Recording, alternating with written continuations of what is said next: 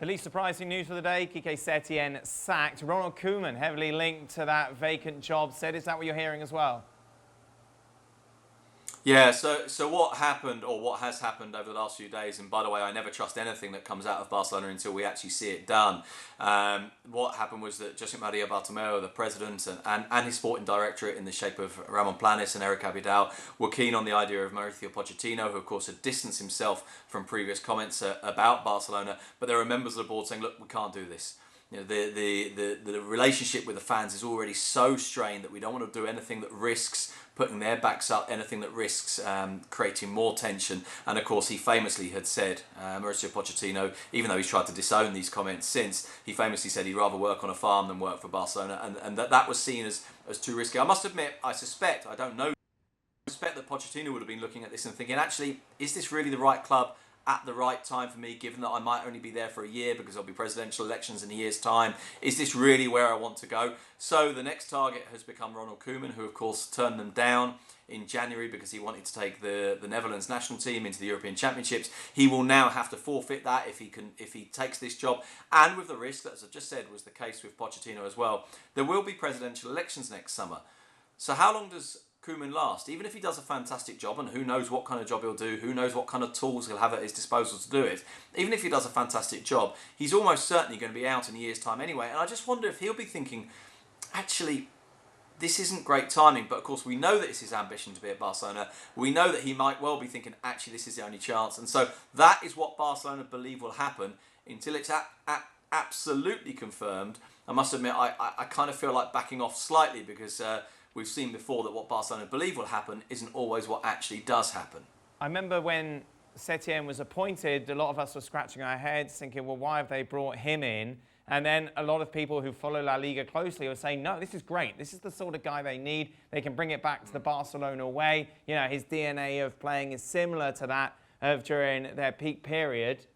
What went wrong?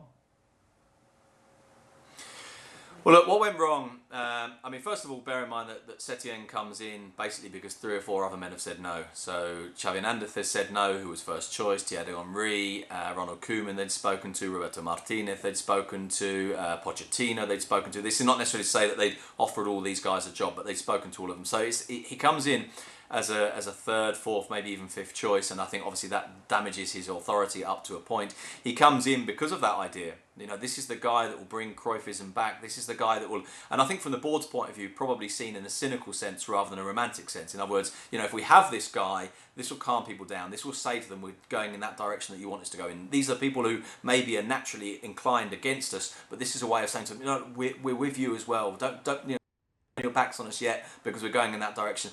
But of course, there's a difference between what a manager wants to do, what a manager has done at other clubs, and what a manager is then able to do. And at a club like Barcelona, where there's a huge amount of power and splits within the dressing room, where there are physical difficulties within the squad, unable to do some of the pressing that he wants to do, unable to play with 3 at the back, which is what he wanted to do to start with, and to express it from the perspective of the coaching staff at Barcelona under Setien, they came in and did what they could do, or more to the point, they came in and did what they were permitted to do, what they were allowed to do by the circumstances. Now that, I think we have to be careful not to completely, you know, wash them clean and say it wasn't their fault at all, because clearly it was their fault. They came into a different environment to the one they were used to. They didn't have the charisma, maybe the authority, the if you like, the presence to be able to force those ideas through. But fundamentally, is only really putting a plaster cast on a broken leg. It doesn't fix what's going on underneath. It doesn't fix the mechanical problems that are there. And